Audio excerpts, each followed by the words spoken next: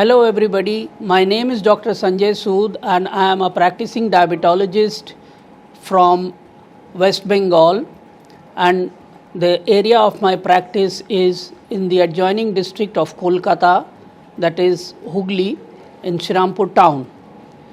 I am a member of RSSDI since 2003, and this year I am thankful to the organizers to invite me as a faculty for this Golden Jubilee RSSDI 2022 in Chennai. Here I have 4 presentations, 3 as e-posters and 1 as an oral presentation of my research work. So I will let you know the gist of all these 4 papers. The first one, which is very important, SMBG of self-monitoring of blood glucose as an indispensable tool for the management and awareness and detection of diabetes. Everybody knows that, but in patients, those who are on insulin, it is an indispensable tool for their better glycemic control. So one of my papers is regarding this, which puts the emphasis of SMBG monitoring frequency in the long-term basis for patients.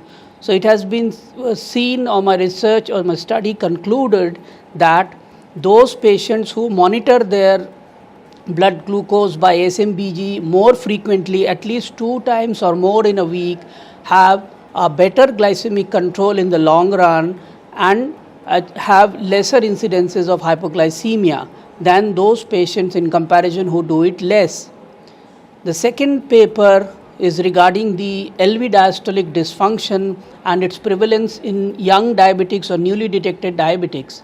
So LV diastolic dysfunction, especially grade 1, it is the first step in the ischemic cascade and is very common or highly prevalent in the diabetic subjects. More than 2,150 patients were screened, and out of those it was seen that there is a 72% prevalence of LV diastolic dysfunction in the newly detected diabetic patients, those who had the diabetes duration of less than 2 years onset. So in these subjects or in these patients, it is much better to start on with such agents like SGLT2 inhibitors, which have a proven benefit in improving the ejection fraction, improving the outcomes for patients who have a preserved ejection fraction and preventing the heart failure, that is HFpEF. The third paper was regarding the association of non-alcoholic fatty liver disease in postmenopausal women vis-a-vis in patients with normal liver. So it was seen that in postmenopausal women who had non-alcoholic fatty liver disease as diagnosed by ultrasonography, so when they were followed up, many of them, about 56% of those postmenopausal ladies with NAFLD developed either frank diabetes or impaired glucose tolerance over a period of 1 year, than in comparison to patients who had a normal liver ultrasonography.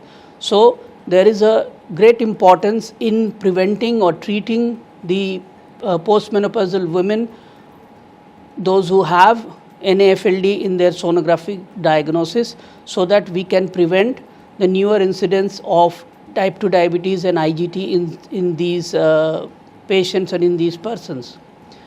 And the fourth paper, that is regarding the differences in the diabetic retinopathy incidence in the patients of type 2 diabetes with hypertension, those who are having controlled as well as uncontrolled hypertension and blood sugar. So those patients who had diabetic retinopathy and were hypertensive, so they were divided into 4 groups. First group, they had a good control of blood pressure and blood sugar. The second group had a good control of only blood pressure but not the blood sugar. The third group had a good control of only blood sugar but not blood pressure. And the last, neither good control of blood sugar, neither good control of blood pressure.